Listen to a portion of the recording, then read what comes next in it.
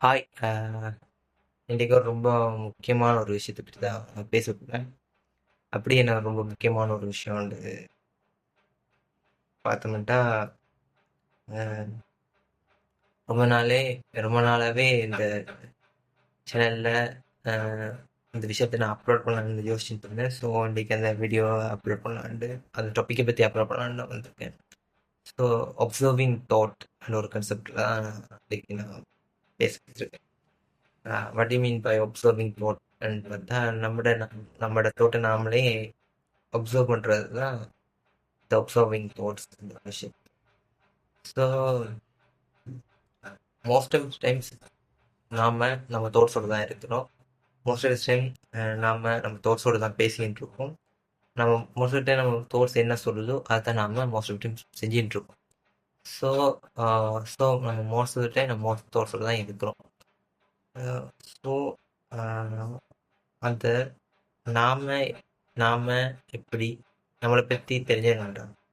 நம்ம தோட்ஸை அப்சர்வ் பண்ணாலே நாம் எப்படிப்பட்ட ஆள், நம்மளால் என்ன பண்ண முடியும், நம்ம யார் என்ற ஒரு விஷயத்த நம்ம நிறைய கற்றுக்கலாம்.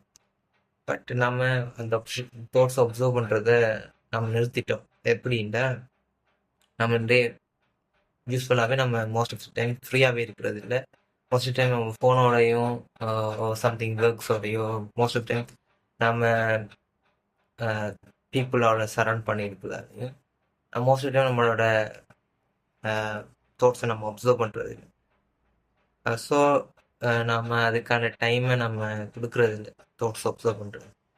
ஸோ தாட்ஸை அப்சர்வ் பண்ணுறதால என்ன நன்மை என்ன கேட்டிங்கன்னா, உங்களால் உங்கள் தாட்ஸை கண்ட்ரோல் பண்ண முடியும். உங்களால் உங்கள் எமோஷன்ஸை கண்ட்ரோல் பண்ண முடியும்.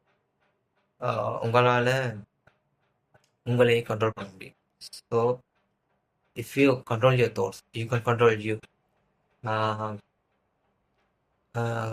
உதாரணம் சொல்லுங்க, நீங்கள் எப்படி அந்த தாட்ஸை நாம் அப்சர்வ் பண்ணலாம் அப்படின்னு கேட்டிங்கன்னா, ஒன்றும் பண்ண முடியாது.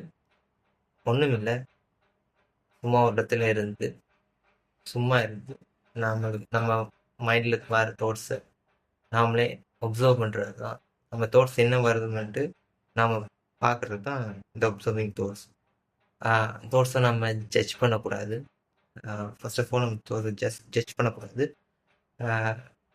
அது பிறகு ஏன் இந்த தாட்ஸ் வருதுன்னு நாமளே கில்ட் பண்ணக்கூடாது. பிகாஸ் மோஸ்ட் ஆஃப் டைம் நமக்கு நெகட்டிவான தாட்ஸ் வரலாம், பாசிட்டிவான தாட்ஸ் வரலாம். ஸோ நெகட்டிவ் தாட்ஸ் வந்தாலும் பாசிட்டிவ் தாட்ஸ் வந்தாலும் நம்ம அந்த தாட்ஸை ஜட்ஜ் பண்ணக்கூடாது. பிகாஸ் தாட்ஸ்ன்றது நாம இல்லை, அது ஒரு தனி ஒரு பாசிங் கிளவுட்ஸ் மாதிரி. நமக்கும் தாட்ஸுக்கும் சம்மந்தம் இல்லை, இட்ஸ் ஜஸ்ட் தாட்ஸ், இது வந்துட்டு போயிடும். ஸோ அந்த தாட்ஸை வச்சு நாம் இதுதான் ஜட்ஜ் பண்ணிடக்கூடாது. பிகாஸ் அது எதை வேணால் எடுத்துகிட்டு வரலாம். ஸோ நமக்கு இப்படி ஒரு தாட்ஸ் வருதுன்ற ஒரு விஷயத்தை நம்ம கில்ட் பண்ணிடக்கூடாது. ஜஸ்ட் அப்சர்வ் பண்ண வேண்டும்.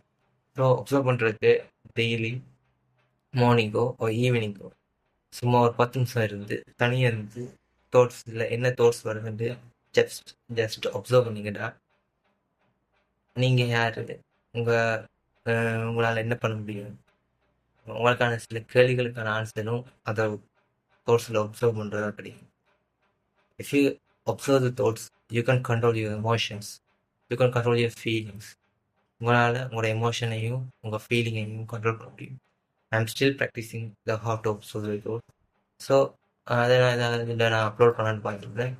ஸோ இதான் இந்த வீடியோ. பாய்.